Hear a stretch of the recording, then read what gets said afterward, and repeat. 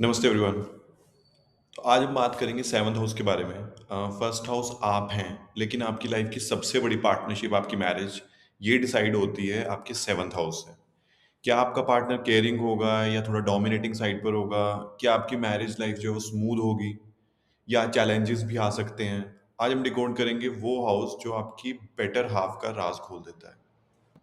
तो seventh house है क्या? अगर मैं सेवंथ हाउस को सिंपल वर्ड्स में समराइज करना चाहूँ तो वो है आपका मिरर। सेवंथ हाउस को वैदिक एस्ट्रोलॉजी में जय भाव भी बोला जाता है। उस वो क्यों बोला जाता है विल डिस्कस। देखो, सेवंथ हाउस की सिग्निफिकेशंस क्या क्या हो सकती है मेजर।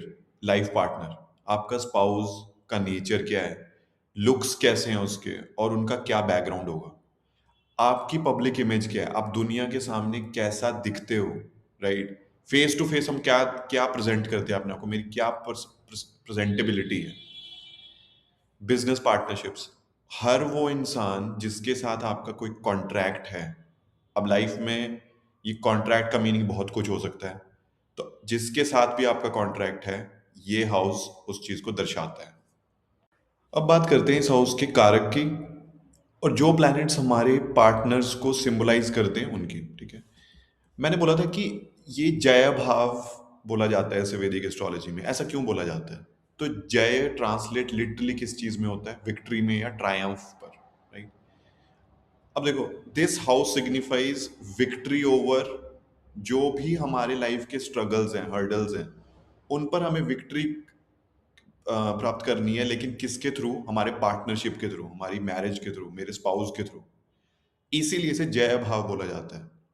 इसीलिए कहते हैं कि जब हमें कोई पार्टनरशिप अच्छी नहीं मिलती तो वो सब चीज़ों को इफेक्ट करना स्टार्ट कर देती है हमारी लाइफ के। इसलिए बहुत ज़्यादा इंपॉर्टेंट हो जाता है। अब वैदिक एस्ट्रोलॉजी के अकॉर्डिंग शादी या पार्टनरशिप का असली हीरो कौन होगा? वो है सेवंथ लॉर्ड, सेवंथ हाउस का लॉर्ड। जो भी नंबर आपकी कुंडली में सेवंथ हाउस में लिखा हुआ है, आप उसका लॉर्ड देख लीजिए, वो कहाँ जाकर के बैठा है, किस हाउस में बैठा है, किस सिचुएशन में है। उसके अकॉर्डिंग हम ये डिपिक्ट कर सकते हैं कि आपकी जो लाइफ होगी, जो आपकी शादी या आपकी पार्टनरशिप होगी, वो वो कैसा रहेगा, उसका माहौल कैसा रहेगा। जैसे फॉर एग्जांपल, अगर सेवंथ लॉर्ड या सेवंथ हाउस का स्वामी नाइन्थ हाउस में चला जाए, फॉर्च्यून में चला जाए, या इलेवेंथ में चला जाए, गेन्स में, तो इसका मतलब होता है कि मैरिज के बाद आपका लक पॉजिटिवली बदल जाएगा। अब बात करते हैं सेवंथ हाउस के कारक की। तो मेन के लिए वीनस मैरिज का कारक होता है यानी शुक्र, और जो विमेन है उनके लिए जुपिटर मैरिज का कारक होता है यानी गुरु। अगर ये प्लैनेट स्ट्रांग है आपकी कुंडली में तो मैरिज में कहीं ना कहीं ब्लेसिंग्स रहेंगी। और आपको जो हर्डल्स होंगे वो आप दोनों मिलकर के इजीली उसको क्रॉस कर पाओगे। ये एक डिवाइन ब्लेसिंग्स है। अब अपनी कुंडली में देखिए सेवंथ हाउस में कौन सा प्लैनेट बैठा है। ये बताएगा कि आपका जो पार्टनर होगा वो कैसी एनर्जी आपकी लाइफ में लेकर आएगा। इसीलिए इसे मिरर हाउस भी कहा जाता है। ओके, अब एक डिस्क्लेमर मैं देना चाहूंगा कि बिफोर वी स्टार्ट एनालाइजिंग सारे प्लैनेट्स को सेवंथ हाउस में, ये समझना बहुत ज़रूरी है कि ये जितने भी प्लैनेट्स हैं, इनकी सिग्निफिकेशन जो हम डिस्कस कर रहे हैं कि कैसा बिहेव कर सकते हैं, वो बहुत ही हाई लेवल पर है। ये बहुत चीज़ों पर डिपेंड करता है कि वो वहाँ पर होने के बावजूद भी रिजल्ट्स नहीं दे रहा है। क्यों? क्योंकि वो किस एनिमी या फ्रेंडली साइन में है, वो एग्जॉल्ट हुआ है या वो डेबिलिटेट हो चुका है, ऊंच का है, नीच का है, उस पर किन प्लैनेट्स की दृष्टि है या एस्पेक्ट्स हैं। ये सब फैक्टर हम कंसीडर करते हैं जब हम देख रहे होते हैं कुंडली। बट ये जो सिग्निफिकेशन हम डिस्कस करेंगे अब, ये बहुत ही हाई लेवल की है, जिसे हम अप्लाई कर सकते हैं एक चार्ट पर। ठीक है। तो अगर यहाँ पर सेवंथ हाउस में सन बैठा है तो क्या हाई लेवल पे हम समझ सकते हैं इस कुंडली के लिए? आपका जो पार्टनर होगा वो बहुत ही अथॉरिटेटिव या सेल्फ रिस्पेक्टिंग होगा। उनका ईगो जो है वो थोड़ा हाई हो सकता है, और हो सकता है कि वो किसी गवर्नमेंट या किसी लीडरशिप रोल में हो। ठीक है। अगर यहाँ पर मून है तो इसका मतलब है कि एक इमोशनल और केयरिंग पार्टनर आपको मिलेगा। वो आपका ध्यान एक मदर की तरह रखना चाहेगा। बट उनके मूड स्विंग्स भी होंगे बिकॉज मून बहुत तेज ट्रैवल करता है। तो मूड स्विंग्स या अप्स एंड डाउन्स बहुत देखने को मिल सकते हैं। मार्स, इसे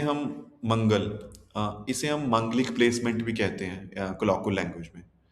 आपका पार्टनर बहुत ही एनर्जेटिक हो सकता है, ड्रिवन हो सकता है, ओवर प्रोटेक्टिव भी हो सकता है अगर मंगल की स्थिति थोड़ी सी हाई एनर्जेटिक है तो बात बात पर थोड़े से आर्ग्यूमेंट्स भी हो सकते हैं बिकॉज ऑफ मेलिफिसिटी एंड हाई एनर्जी।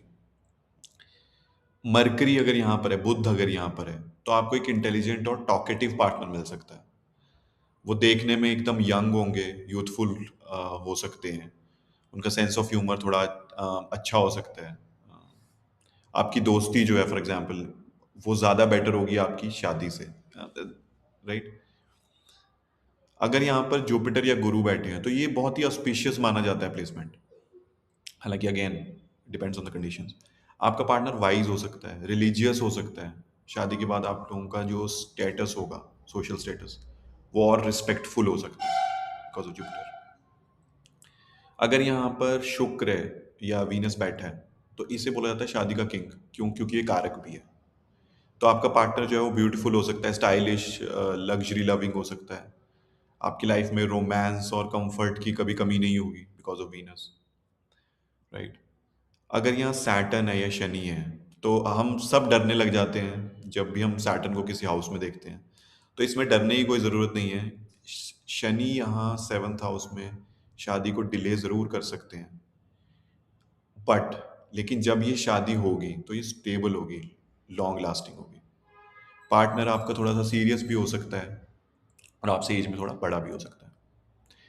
अगेन रिआइटरेटिंग, इनका जो इम्पैक्ट है उसको चेक करने के लिए सेवंथ लॉर्ड की सिचुएशन देखना बहुत ज़रूरी है। ये सिर्फ हाई लेवल सिग्निफिकेशंस है। अगर यहाँ पर राहु बैठा है तो ये एक अनकन्वेंशनल मैरिज होगा। हो सकता है कि आपका पार्टनर जो है वो किसी और कल्चर या रिलीजन से हो।